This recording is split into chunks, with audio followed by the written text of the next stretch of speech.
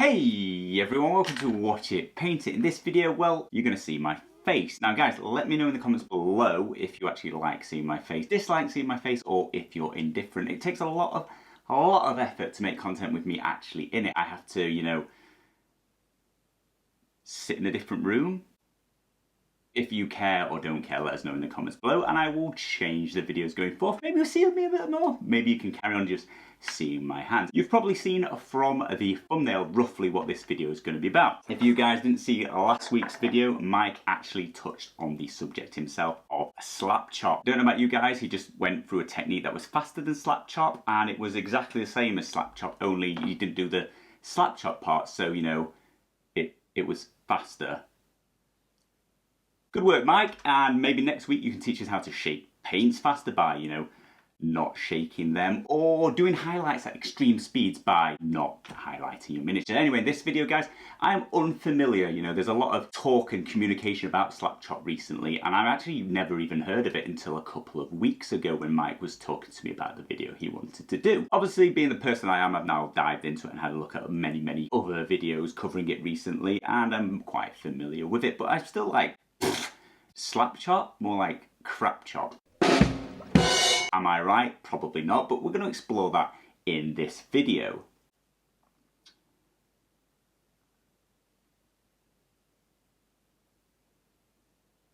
So what I think I'm going to do is I'm going to take a bunch of miniatures that we have here from a Zombicide. I just wanted something with some organic texture because I think that will show off the highlighting and shades better. I'm going to paint one just normally as I would with just speed paints or contrast. We'll see. I think I'm going to go for speed paints. And then we'll do one with slap chop and then speed paints on top. As per Mike's video, I'm pretty sure I know which one's going to be faster because it's just going to be missing a part of it. But which is going to be better and how much time more will it take to add that little bit of slap chop? Anyway guys, let's get to painting. Let's get to it. Let's go and paint some stuff. Let's get out of this room. There's no paints in here. You can't paint in this room. This room's just for you don't want to see. It's just for mess. And then occasionally it's just for me to sit in front of the camera. So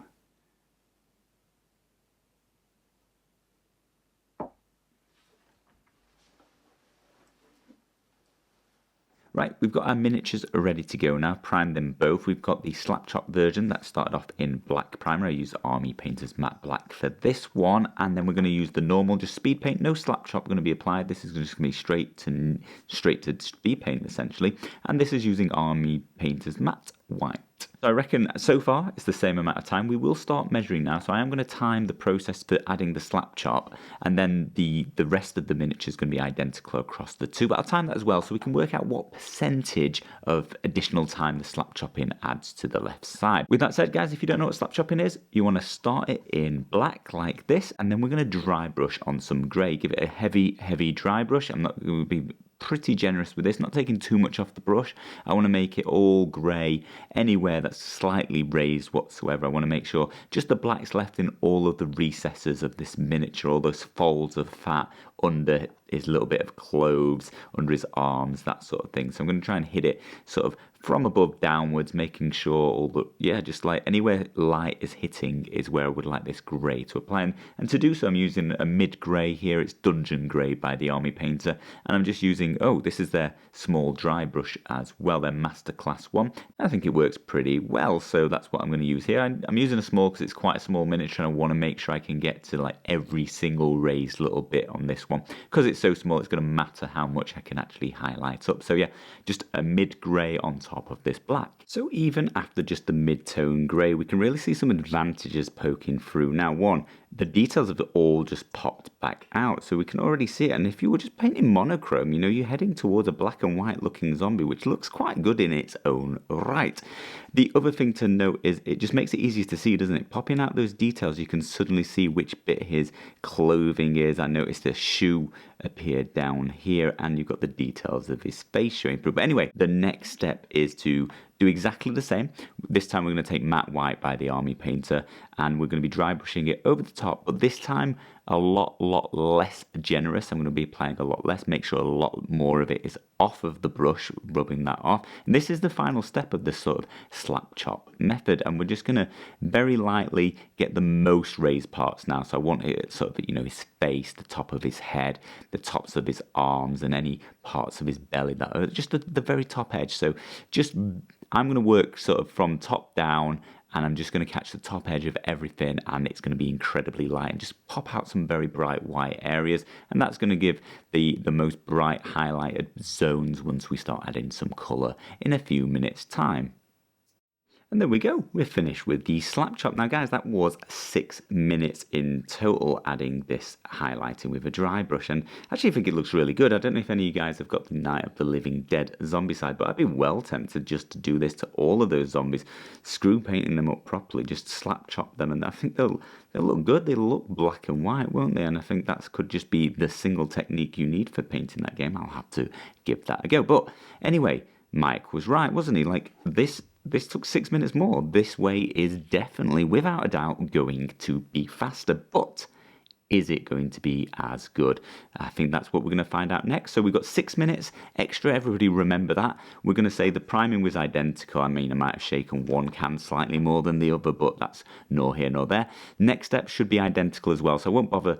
I'll time the overall thing, but I'm going to count them both as the same amount of time. So we'll see how we get on, and we'll see what the 6 minutes as a percentage is overall. And then you guys can judge which you prefer and whether it's worth that extra bit of work. Anyway, this is going to be a basic tutorial for now for painting up the fatty busters from a Zombicide. Green Horde, I think these were in. But we'll see how we get on, and I'll just talk you through what I use to paint them up.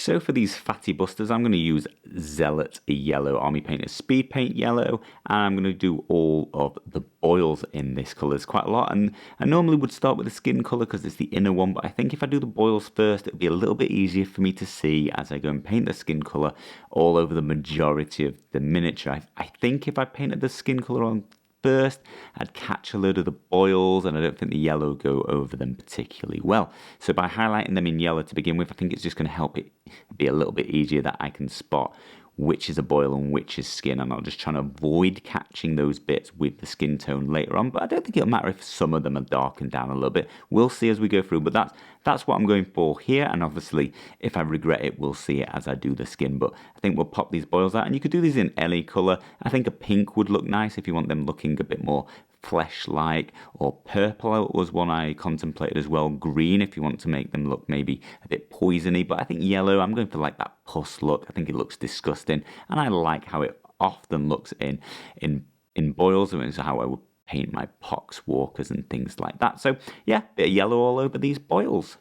So with the yellow fully applied now, all those boils popping out, and I've already noticed a couple of things doing this different technique. One, the boils are a lot easier actually to see on the bright white miniature. They pop out. Even though the detail's more highlighted on the slap chop method, they were easier to find.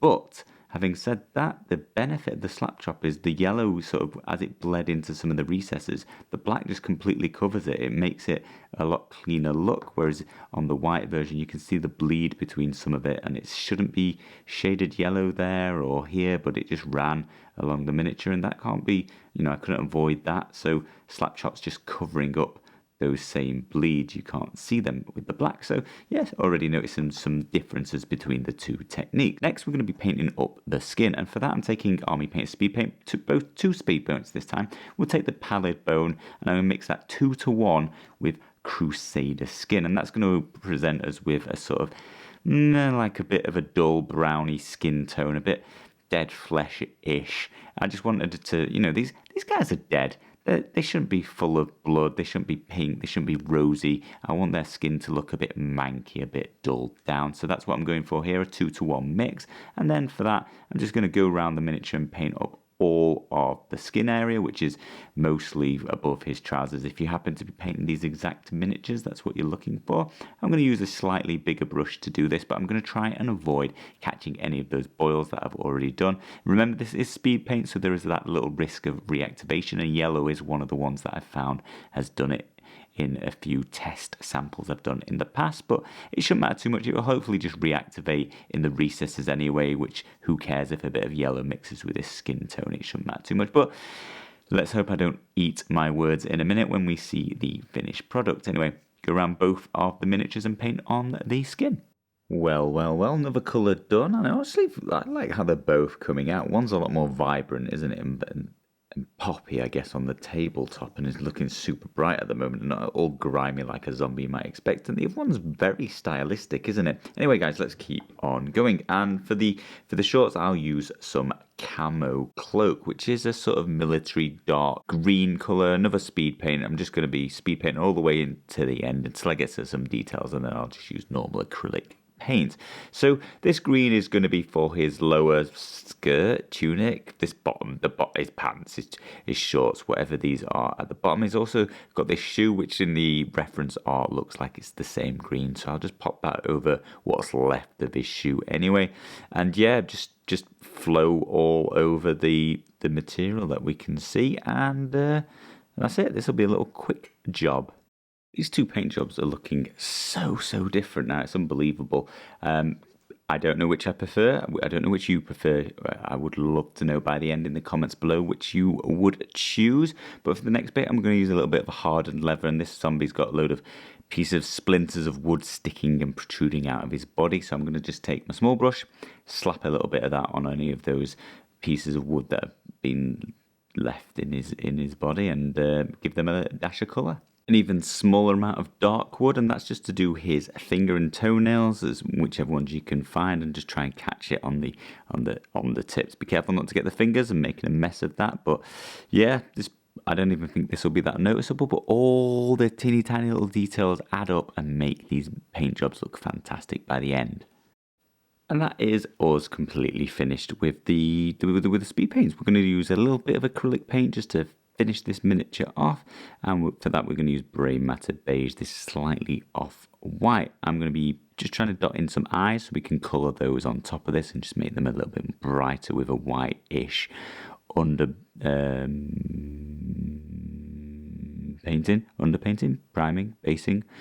A little bit of white underneath so we can put the brighter colour on top, and I'll also paint back in his teeth.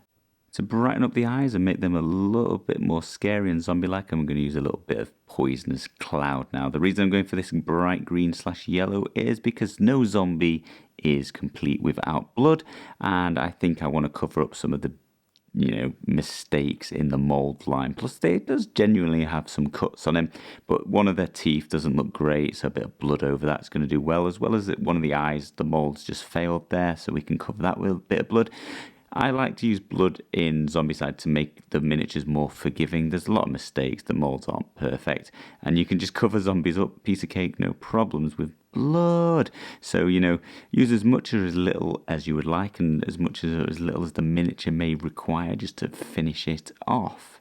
And with that, we are completely finished. I did add a little splash of black to the base, but that's neither here nor there. Now, guys, that is my first ever attempt at Slappy Choppy, and I think it went okay. I'm not blown away. I heard great things about Slap Chop, and I was actually expecting, the first time I ever tried the technique for this to do amazingly well, but I'm not that impressed. Now, having said that, it's incredibly stylized. That is a very, very specific style in my mind, and I will use that. I love adding a tool to my arsenal any time of the day, and this is just another one for me to add. Now, I would love to know in the comments below, which do you prefer? Do you prefer the straight speed paint? It's very bright, it's very vibrant, it's going to be easy to see the details on the table, it's going to pop from a distance, but this Slap Chop's going to look grim, grimy. It suits zombies incredibly well. It's also got really, really deep recesses, and it looks very cool in a way, but I just don't think the paint job's there that well.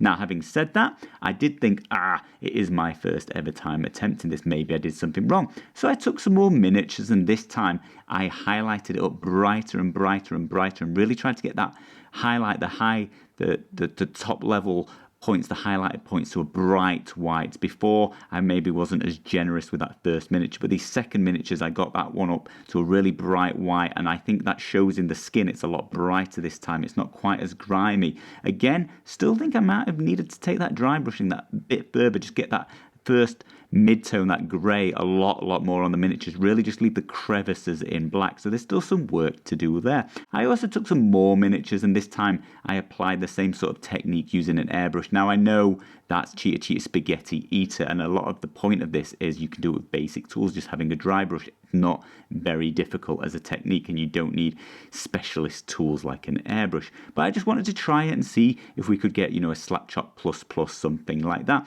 And these miniatures did come out quite nice, but again, I'm not in love with it, and I think I would have just preferred them straight up speed paint. That might be my airbrushing skills letting me down there, but as I was filming this and just trying to improve my techniques, I wanted to show you something amazing at the end of the video. I actually noticed Dana Howell had released some content on this, and actually she takes Slap Chop to a few other levels. I think she ran into the same issue.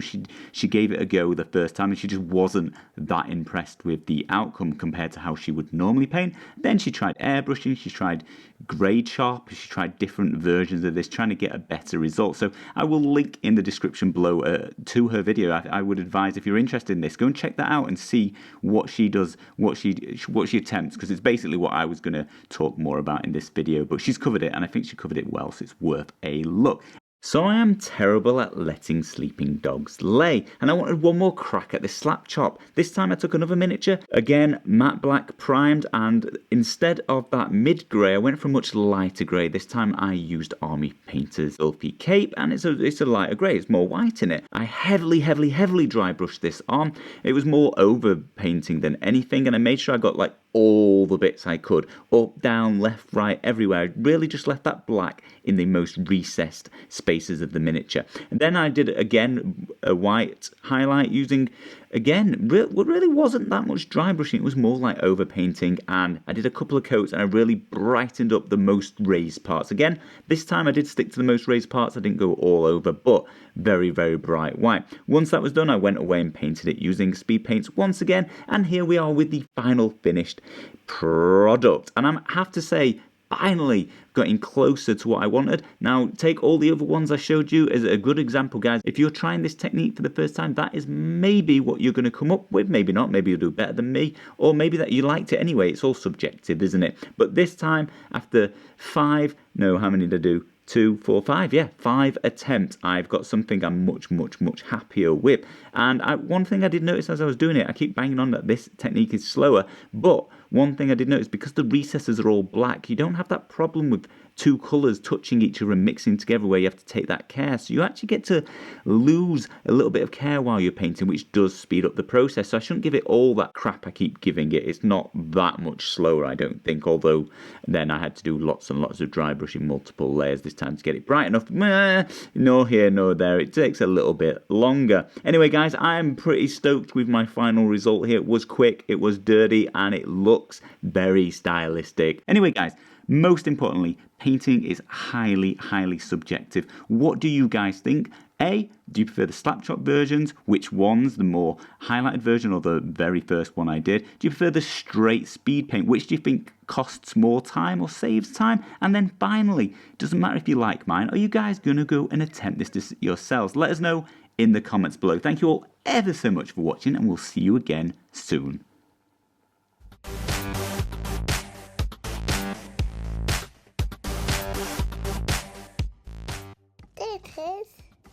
There. Was it? Daddy. Daddy. What was it? This daddy's back. Obviously, being the sort of